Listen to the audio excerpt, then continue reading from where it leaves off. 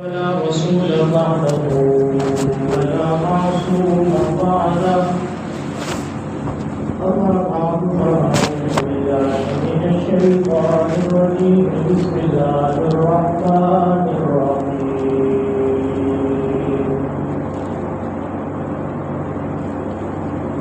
ومن أعرض عن ذكري فإن له معيشة ضنكا ونحشره يوم القيامة أعمى.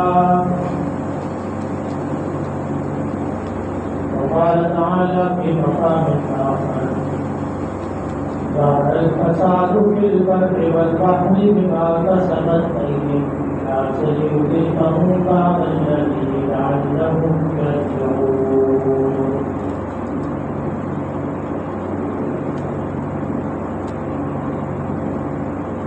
من عمل صالحا من ذكر أو أنثى وهو مؤمن فلنحيينه حياة طيبة. صدق الله العظيم وبلغنا على ذلك لمن الشاهدين والشاكرين والحمد لله رب العالمين.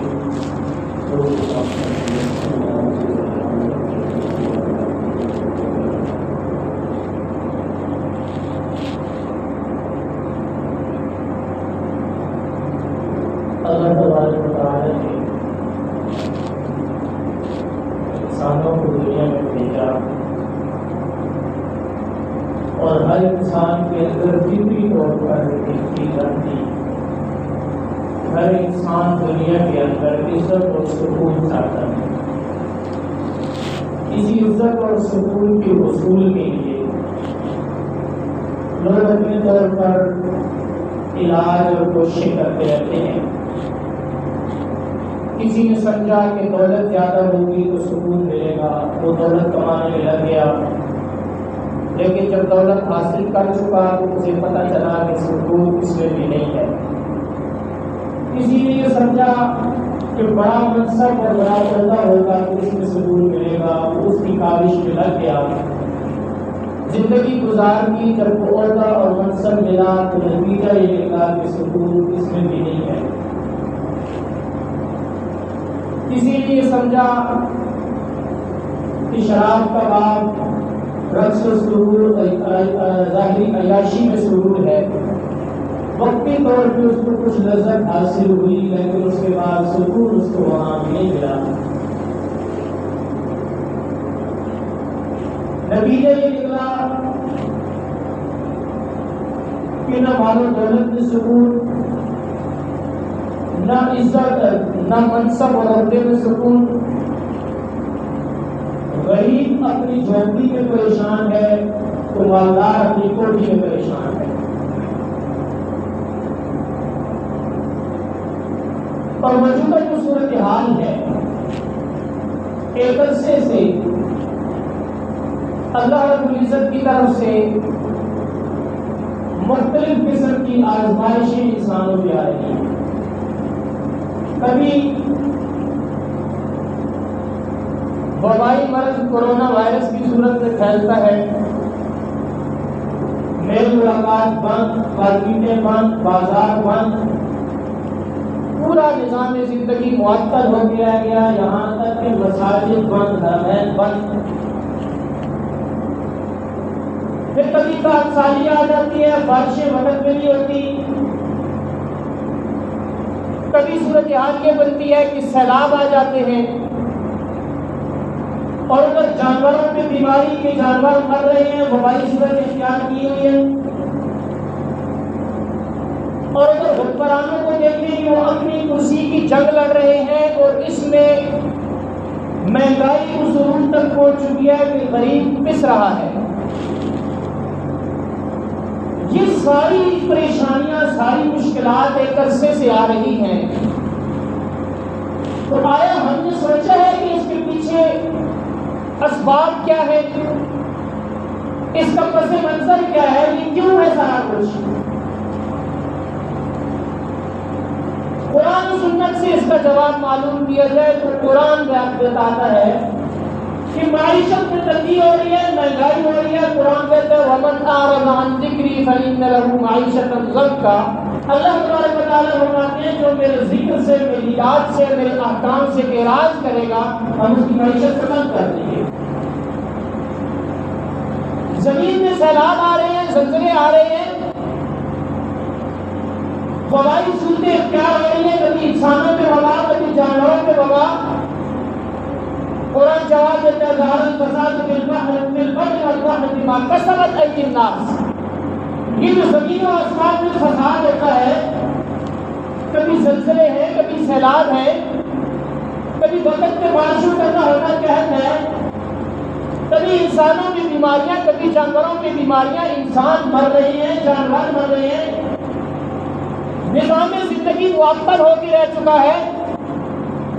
بما کسبت ایدی الناس، اللہ تعالیٰ فرماتے ہیں کہ لوگوں نے اپنے ہاتھوں سے جو کمایا ہے، جو اعمال کیے ہیں، اس کے سبب ہے۔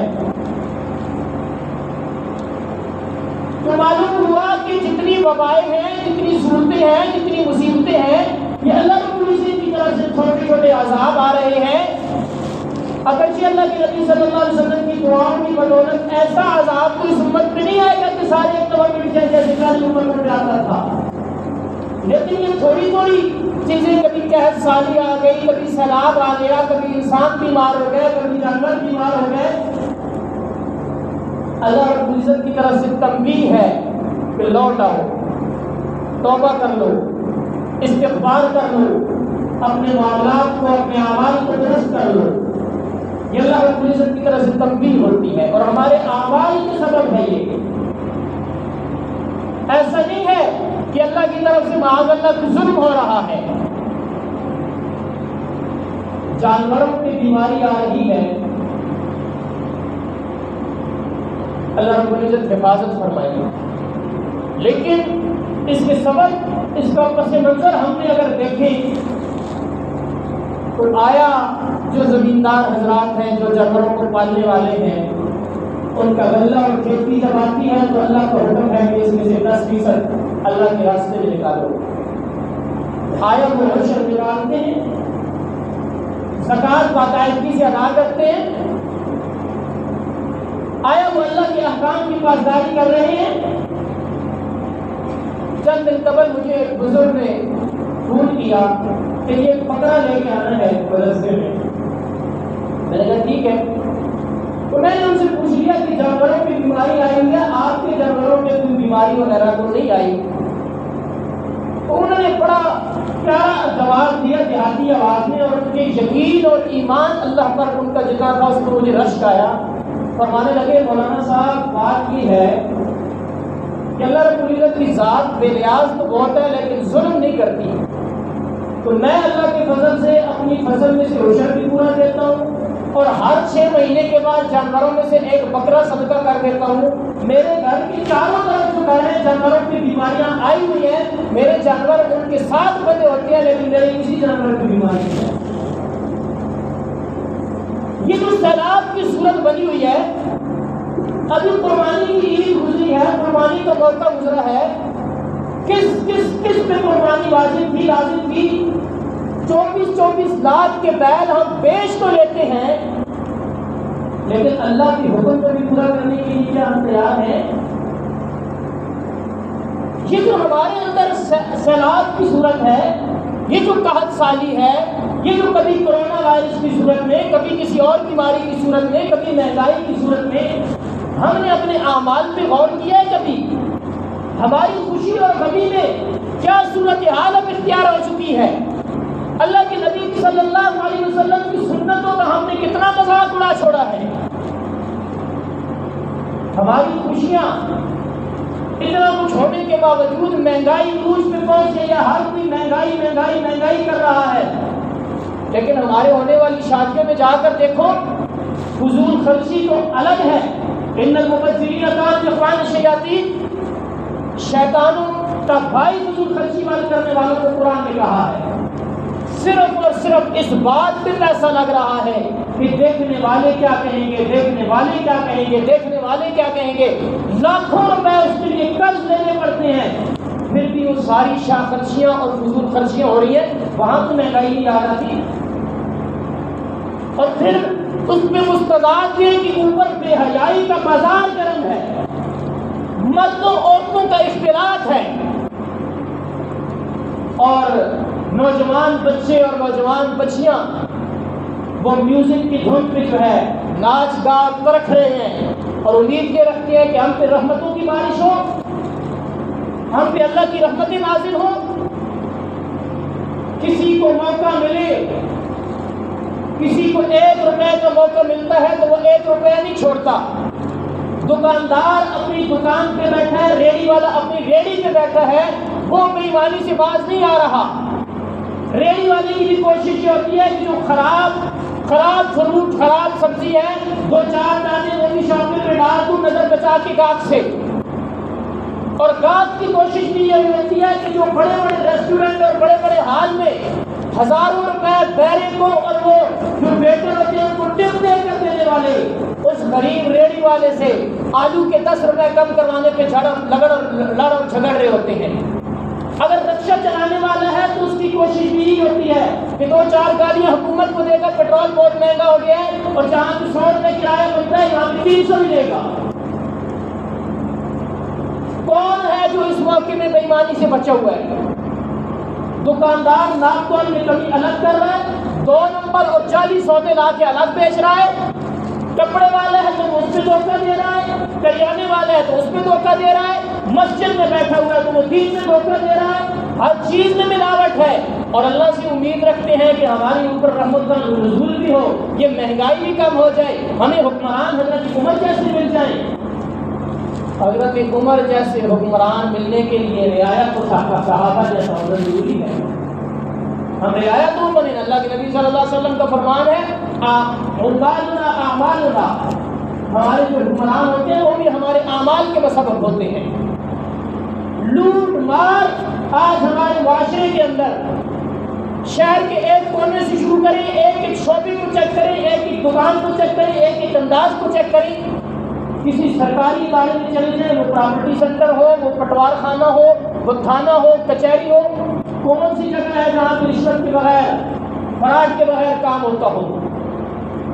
کسی ادارے میں چلے جائیں، کسی اسکول میں، کالج میں، یونیورسٹی میں، ہسپتال میں، کسی اور جگہ پہ چلے جائیں، تو جہاں جس کو موقع ملتا ہے وہ کاٹ رہا ہے، جہاں جس کو موقع ملتا ہے وہ بے ایمانی کر رہا ہے. لیکن دوسروں کے بارے میں سب کا خیال ہے کہ سب کو ٹھیک ہو جانا چاہیے، سب کو درست ہو جانا چاہیے، معاشرہ ٹھیک ہو جانا چاہیے، لیکن میں اپنی بے ایمانی نہیں چھوڑوں گا.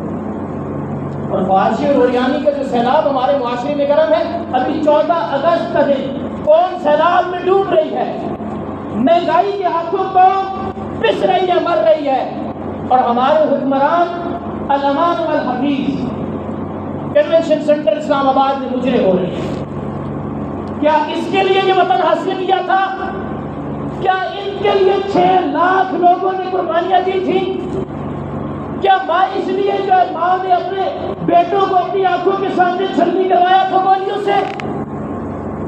کیا بہنوں نے اس لیے اپنے سہاگ اجارے تھے کہ کل اس ملک کے حکمران بیٹھ کر جو پاکستان کا مطلب کیا لا الہ الا اللہ کی بنیاد پہ بنا تھا، اس ملک کے یوم آزادی کے نام پہ اس میں کیا ملا اور کیا دوسرے سارے مل کے جو ہے وہ مرکزی تقریب ہو رہی ہے، اور اس میں مجرے نچائے جا رہے ہیں. اس قوم میں سیلاب نہیں آئیں گے، یہ تو اللہ کی نبی کی دعائیں ہیں، ورنہ جس حد تک ہم پہنچ چکے ہیں خدا کی قسم آسمان کو گر پڑنا چاہیے، زمین کو پھٹ جانا چاہیے.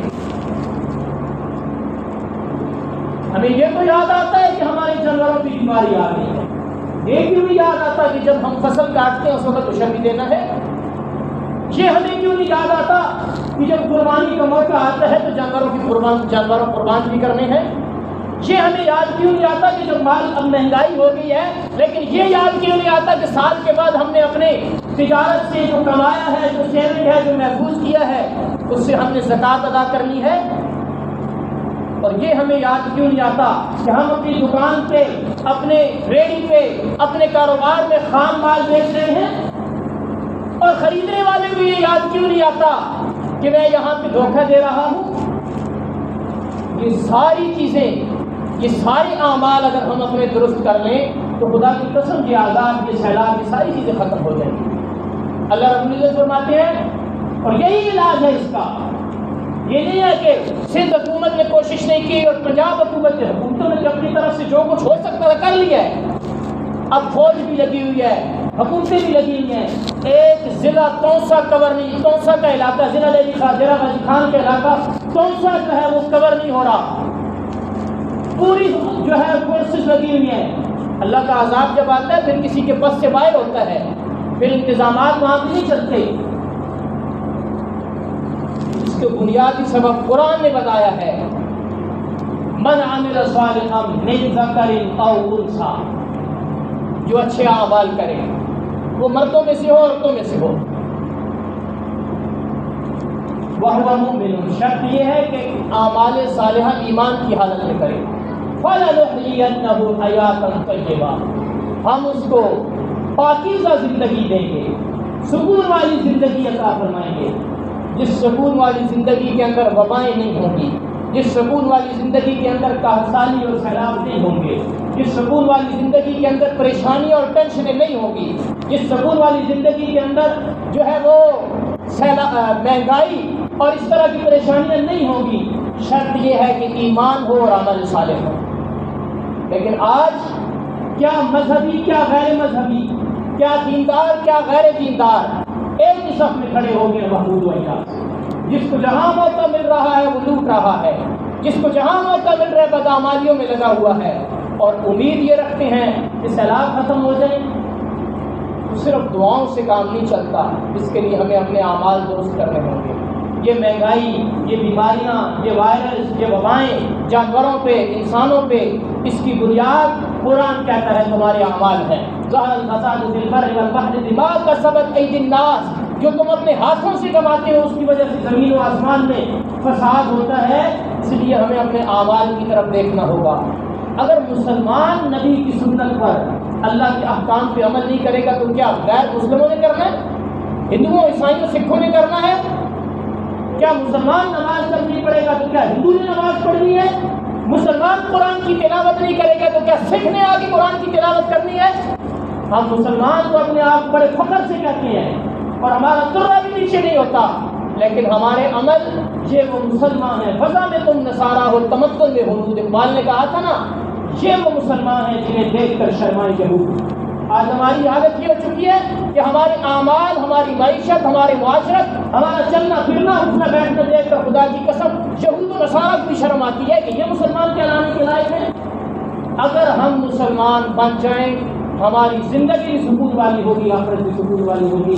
اللہ رب العزت سے دعا ہے دین مدین کی سمجھ اور اس پر عمل پیرا ہونے کی توفیق عطا فرمائے۔ صلی اللہ علیہ وسلم۔